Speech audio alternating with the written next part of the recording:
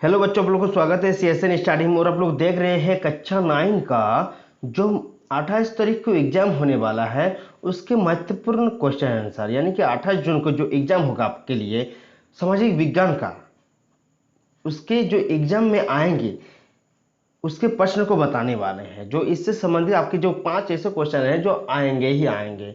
तो सबसे पहले हमारे पास जो वीडियो है बहुत सारे हैं सोशल साइंस से संबंधित मॉडल प्रश्न पत्र के, जितने भी सेट 1 सेट 2 आप लोग का सेट 3 तक निकला है तो उसको देख लीजिएगा, क्योंकि मॉडल प्रश्न पत्र यदि पढ़ के जाते हैं तो 80 से 90% तक आपके क्वेश्चन आ जाएंगे, क्वेश्चन मिल जाएंगे और आप इसका आंसर लिख पाएंगे। ठीक है। और आज आपको जो बताने वाले हैं, जो इसके अलावा जो देंगे उससे संबंधित आपको कुछ बताने वाले हैं, तो इसको कंप्लीटली देखिएगा। देखिए जितने भी सारे वीडियो देख रहे हैं आप लोग, हमारे पास एवरेज व्यू कितना आ रहा है, 2 मिनट या 1.5 मिनट इतना ही आ रहा है।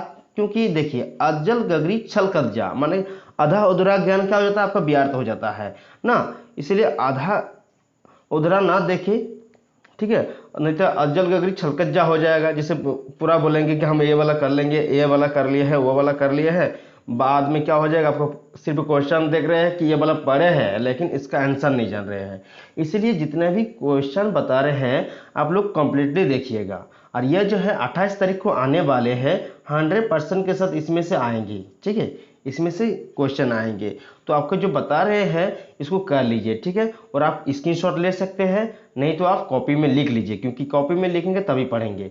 और आप कंप्लीटली देखिएगा, नहीं तो आप पछताएंगे। ठीक है। और आपके लिए जो क्वेश्चन है बहुत ही शॉर्ट, यानी कि बच्चों का कहना है कि सर जो एग्जाम में इतिहास के प्रश्न बता रहे हैं वो बहुत ही लंबा बता रहे हैं प्रश्नों के उत्तर, तो इसलिए इसको हम लोग जो है इसे छोटा करने की कोशिश करें। मतलब जैसे 50 शब्द के लिखने बोले हैं, 50 शब्द के लिखने बोले हैं तो 50 शब्द में देने का कोशिश करेंगे। ठीक है। उसके बाद जो 5 नंबर के क्वेश्चन है वो 150 शब्द के है, तो इसमें जो 3 नंबर के क्वेश्चन या 2 नंबर के क्वेश्चन को 50 शब्दों में देने के लिए कहा गया है, तो हम लोग 50 शब्दों में देंगे। और बाकी जो 150 शब्दों में देने के लिए कहा गया है उसे 150 शब्दों में देंगे।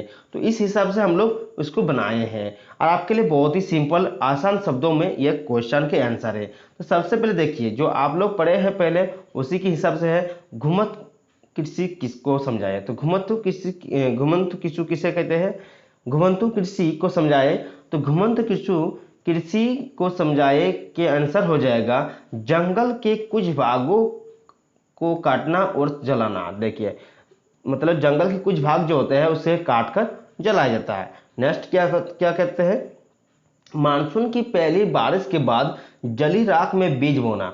जैसे मानसून आ जाएंगी उसके पहले जैसे बारिश हो मतलब वर्षा होने लगेगा उसी वक्त उस पर बीज बोया जाता है। नेक्स्ट इसे क्या कहते हैं, अक्टूबर नवंबर में फसल को काटना। जो घुमत कृषि होता है इस प्रकार के होते हैं कि अक्टूबर नवंबर में फसल को काटते हैं। नेक्स्ट क्या है, इस खेत पर 1-2 साल खेती करना। मतलब जो घुमतु कृषि होता है उसमें एक मतलब क्या करते हैं, 2 साल लगातार हम लोग उसमें खेती करते हैं। उसके बाद नेक्स्ट उसके आंसर क्या होगा कि 1 नंबर कि इसके बाद उस 12 से 18 साल तक के लिए छोड़ देना। उसके बाद हम लोग क्या करते हैं घुमतु कृषि में कि जंगल के कुछ भागों को पहले काटते हैं, उसके बाद उसमें पहली बारिश के समय हम लोग बीज को बोते हैं, अक्टूबर नवंबर में फसल को काटते हैं। उसके बाद क्या होता है, इसे 2 साल लगातार हम लोग क्या करते हैं खेती करते हैं, उसके बाद 12 से 18 साल तक छोड़ देते हैं। देखिए कितना सुंदर है।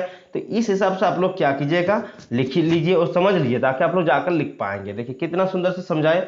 नेक्स्ट क्वेश्चन है, 1850 के दशक से रेलवे के विस्तार ने भारतीय वनों के अपेक्षित किन नई मांगों को जन्म दिया और उन्हें कैसे पूरा किया गया।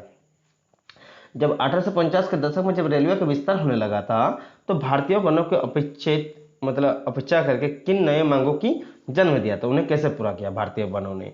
तो एक था ये रेल लाइनें शाही सेना के आवागमन और औपनिवेशिक व्यापार के लिए अति आवश्यक था। देखिए जो अंग्रेज आए थे वो रेल को व्यापार करने के लिए यूज करना चाहते थे। शाही सेना जो है अंग्रेज के, वो लोग क्या कर, जो शाही सेना थे वो आवागमन मतलब एक जगह से दूसरी जगह और औपनिवेशिक व्यापार मतलब व्यापार के लिए यह अति आवश्यक था। रेल लाइनें इंजन को चलाने के लिए ईंधन के रूप में लकड़ी की जरूरत पड़ती थी। जो ईंधन तो देखिए अभी किससे चल रहा है, बिजली से चल रहा है, लेकिन उस समय किससे चलता था, या तो कोयला से या लकड़ी से। ठीक है, लकड़ी से जलाकर उसको चला जाता है। तो इंजन को चलाने के लिए किस चीज की जरूरत पड़ती थी, वो लकड़ी की। ठीक है, नेक्स्ट क्या है, रेलवे लाइनों को जोड़ने के लिए स्लीपर भी चाहिए थे। देखिए अभी जो है, अभी देखिए कि इस तरह रहते हैं रेलवे लाइन, और इसमें बीच में ट्रैक में जो रहता है वो सीमेंट का बना रहता है, लेकिन पहले क्या रहता, वो काट के बनाए जाते थे। ठीक है, वो काट के बनाए जाते थे, वो जो लकड़ी के स्लीपर कहते हैं। नेक्स्ट क्या है, इसके आंसर हो गया, यह है 3। देखिए कितना 50 शब्दों में लिखने के लिए आएंगे, 3 नंबर का आंसर रहेगा कि 1850 के दशक से रेलवे के विस्तार ने भारतीय वनों से अपेक्षित किन नई मांगों को जन्म दिया और उन्हें कैसे पूरा करते हैं। इसको लिखने के लिए आएंगे तो आप लोग इसको लिख लीजिएगा और कंप्लीटली वीडियो देखिएगा ताकि आप लोग समझ भी पाएंगे और इसे लिख भी पाएंगे। ठीक है, नेक्स्ट है, इंग्लैंड के बलूत मतलब आग के जंगल लुप्त होने से क्या प्रभाव पड़ा। ये तो इंग्लैंड में जो बलूत आग के जंगल थे वो लुप्त होने से क्या प्रभाव पड़ा। देखिए एक तो वन यदि लुप्त होंगे तो बहुत बड़ा कारण बन सकता है ना, यदि देखिए क्या क्या कारण। इंग्लैंड में बुलुत के जंगल लुप्त होने से अनेक प्रभाव पड़े। बुलुत की लकड़ी में कमी के कारण शाही नौसैनिक की समक्ष लकड़ी की आपूर्ति समस्या आ खड़ी। जो वहाँ के नौसेना थे, जो मतलब समुद्री के नौसेना, मतलब जो नौसेना था जल जो, वो लोग क्या हो गया, लकड़ी की आपूर्ति की समस्या बहुत बड़ी कमी आ गई। मतलब लकड़ी की समस्या से नाव कैसे बनाएंगे, नाव वगैरह, उसके बाद जो उसमें बदलना होता था नाव में, उसको जो जहाज होते थे उसमें लकड़ी लगाई जाती थी। तो उसमें बहुत बड़ी वो बुलुत की लकड़ी, मतलब जैसे जैसे लुप्त हो गया। देखिए बुलुत के जो जंगल थे उसको काट काट कर क्या उसके जगह कर नया पेड़ नहीं लगाएंगे तो क्या होगा, लुप्त तो होंगे ही ना। इसके कारण से वहाँ पर बहुत बड़ी समस्या हो गई थी। नेक्स्ट क्या है, मौजूद तथा निरंतर लकड़ी आपूर्ति में कमी आने के कारण इंग्लैंड में जहाजों के निर्माण में कठिनाई आने लगी। देखिए वही वाला जो बताया हम, जो वहाँ पर जहाज बनते थे उसमें लकड़ी के कारण ही जहाज बनते हैं, कुछ जगह पर लाया जाता था, लेकिन वो जहाज में कमी आने लगी क्योंकि लकड़ी नहीं है। भारत में बड़े पैमाने पर लकड़ी का निर्यात होने लगा, इसके लिए भारत वनों की कटाई होने लगी। उसके बाद जो अंग्रेजी लोग थे वो भारत के वनों को काटने लगे और उसे अपना निर्यात करने लगे। ठीक है, नेक्स्ट क्या है, युद्धों से जंगल क्यों प्रभावित हुए। देखिए युद्ध होने से जंगल क्यों प्रभावित होंगे। देखिए ये भी आपके मॉडल सेट में क्वेश्चन दिया गया है, और इसमें आपको जो मॉडल सेट से में क्वेश्चन के आंसर बताए थोड़ा सा बड़ा था, लेकिन इसको छोटा कर दिया है और आपके अनुसार इसके दिए हैं आंसर। देखिए कितना छोटा है, और इसके आपके 50 शब्दों के जो है आप लिखने के लिए आता है, 3 नंबर देता है, तो ये 50 शब्द हो जाएंगे। वन विभाग से जंगी जरूरतों को पूरा करने के लिए पेड़ों की कटाई। ठीक है, जो जंग में लड़ने के लिए वो पेड़ों की कटाई, जो पे जो क्या होता है, लट्ठी का बहुत सारे औजारों में इस्तेमाल किया जाता है, उसके पेड़ों की, इसके लिए पेड़ों की कटाई किया गया। भस्माकर भागो नीति के तहत सागौन के लट्ठों का ढेर जला दिए। भस्माकर एक नीति, भागो की नीति थी जिसके तहत जो सागौन के लट्ठों था उसको जला दिया गया।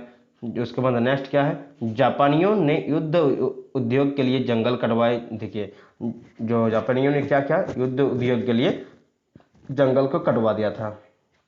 नेक्स्ट क्या है कि गांव वालों ने इस अवसर का लाभ उठाया था, गांव वाले जो थे उसके अवसर का लाभ उठाया था।